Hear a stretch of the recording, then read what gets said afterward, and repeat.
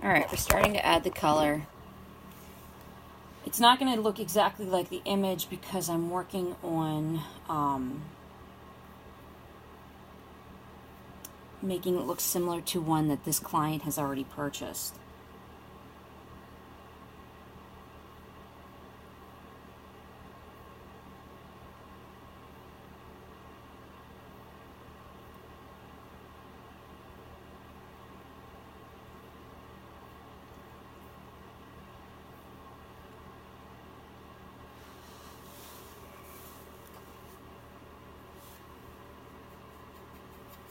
So hi, my darlings.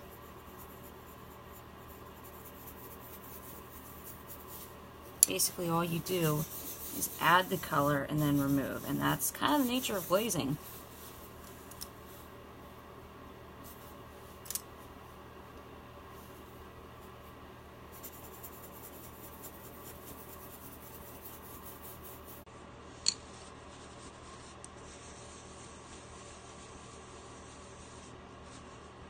You just keep adding layers until eventually you have a whole area covered. Now the problem with acrylic is it has a tendency to make everything gray. So sometimes it's better to just add the pink to the lighter areas because you know it's going to dull it out.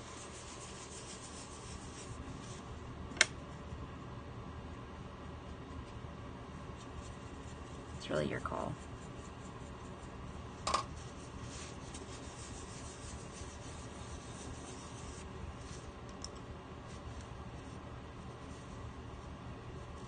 Wow, I love how it auto-corrected to glazed. I'm so pissed because I checked that too right before. Freaking autocorrect. The worst. Damn it. Damn it, damn it, damn it.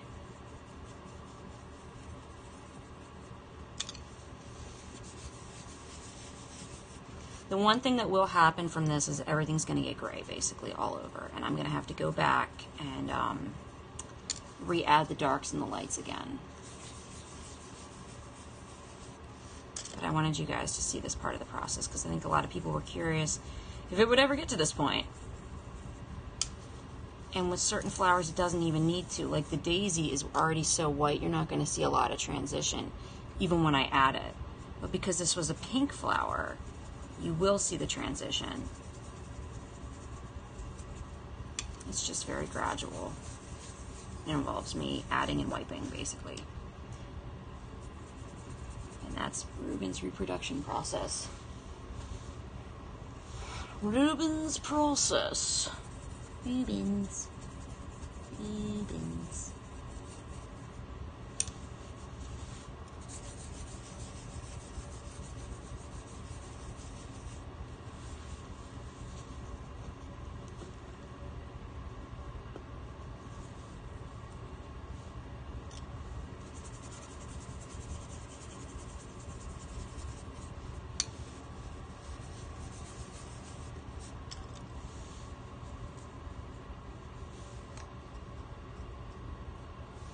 Slowly starts to get pink.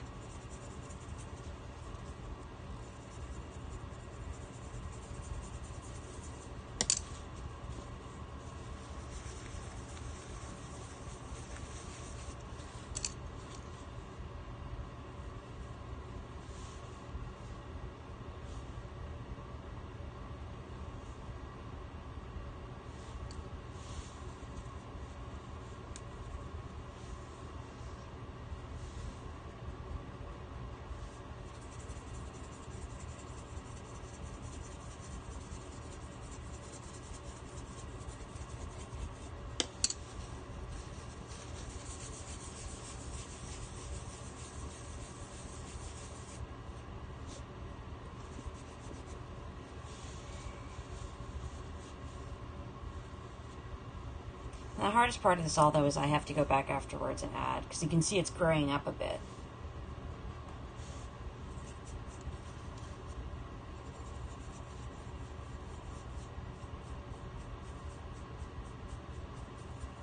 But this is how they taught me to do it with paint, with oil paint, that is. So that's how I do it with acrylic.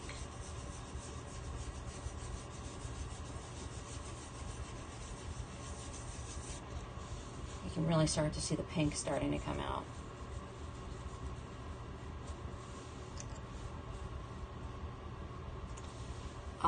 Normally what I would have done with this flower, though, to be honest with you guys, had it not been, it's going to be sitting next to another flower that had the same process, and she wanted it to look the same tone. So it was important that I basically make sure that I follow a very similar process to the last time. But what I would have done, had it not been a situation like that with this commission, I would have used more browns for the black and white painting, so that it was basically just a brown and white painting. But yeah, this is all you really do. You just keep adding colors. Just add thin glazes. You just keep adding. Just keep tapping it in. As Billy Madison says. Or Happy Gilmore, rather. Just keep tapping it in. Give it a little tapping.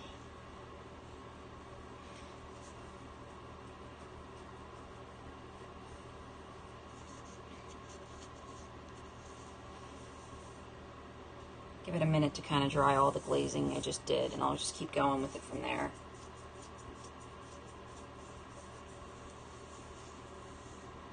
Once I get it really glazed up, then I'll go back in and add the highlights and the darks. And then I got to get the background basically hidden. So I added the greens to the background, and then they're going to be really recessed. I'll have a lot of layers of black so that you can barely see it.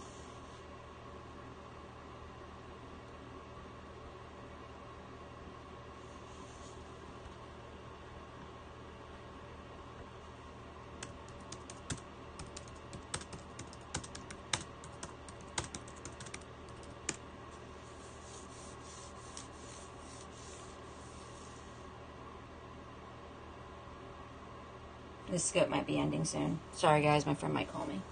Girlfriend might call me.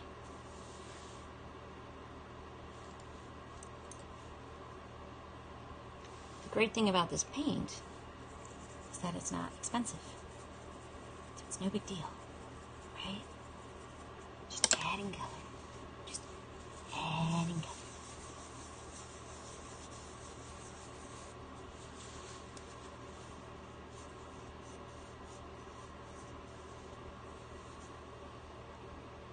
Hey, Busy.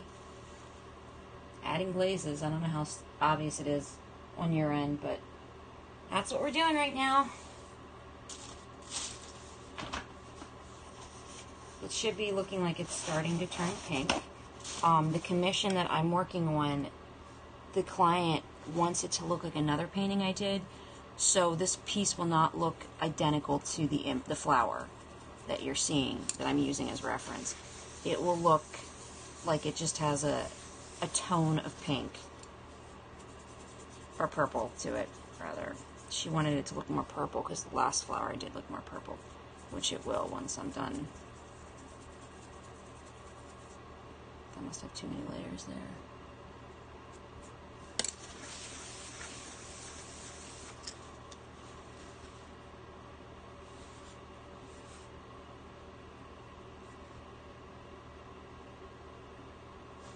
So after I get all these glazes on, I was telling everybody that, thank you for the compliment, after you do the glazes, you basically have to go back in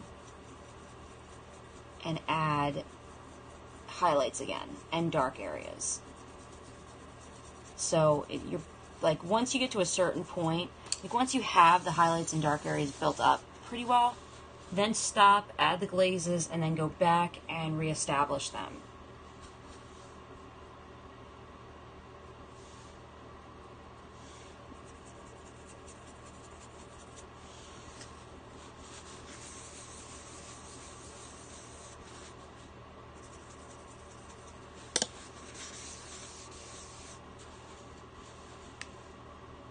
Thank you, Christina.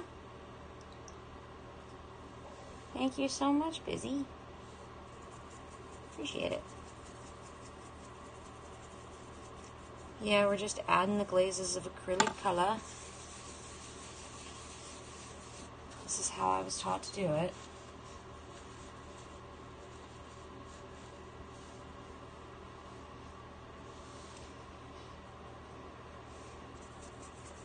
I was actually thinking about something. I wonder, because this is acrylic, you in theory should be able to work with oil paint over top, right? And I was like, I would really like to have more of a sheen finish to these pieces. I actually think I could do a layer of liquid gel over top of them, and that should make them pop enough. Hey, Harry Wilson. Thank you, darling.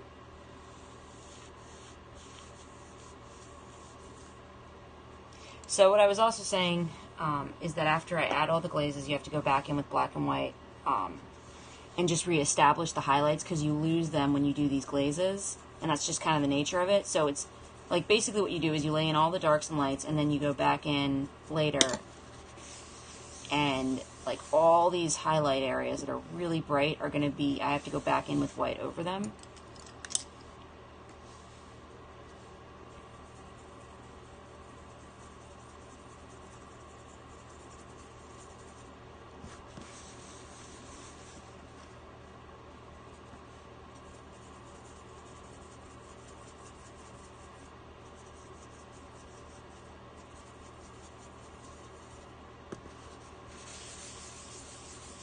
So yeah, that's what I'm doing right now, kids.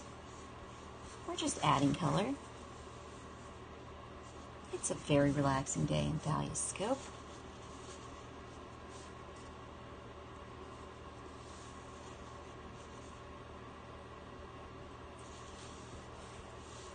Let's see how it looks in the mirror.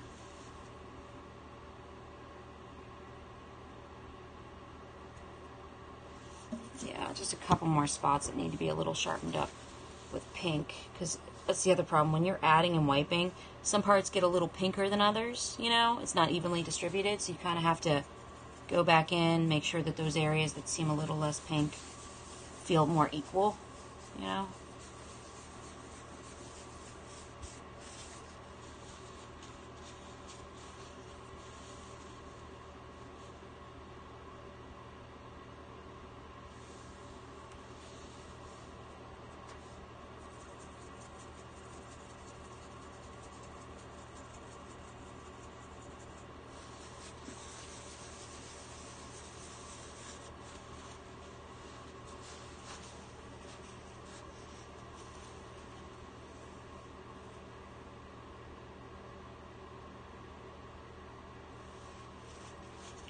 This part's not as pink.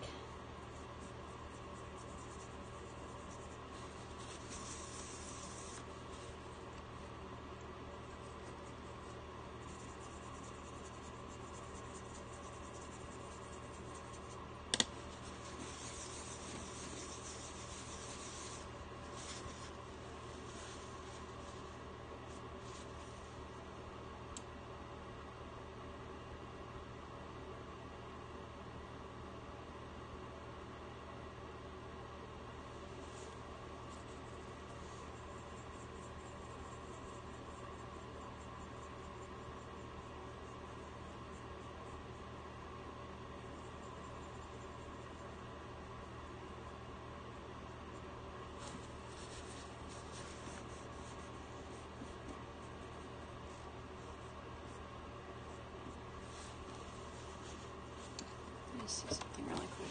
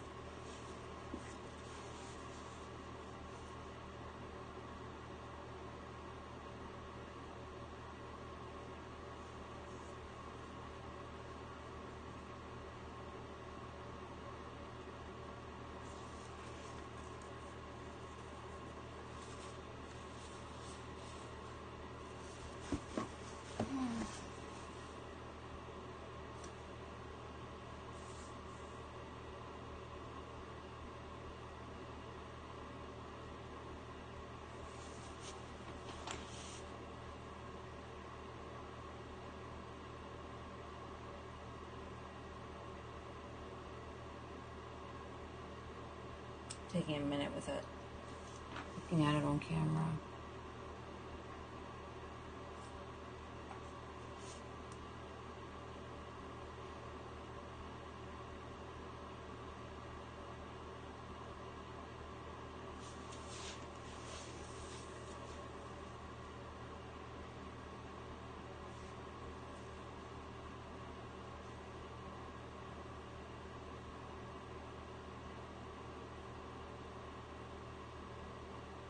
Okay, well that mostly explains the glazing process for you guys. I'm going to close this out for now.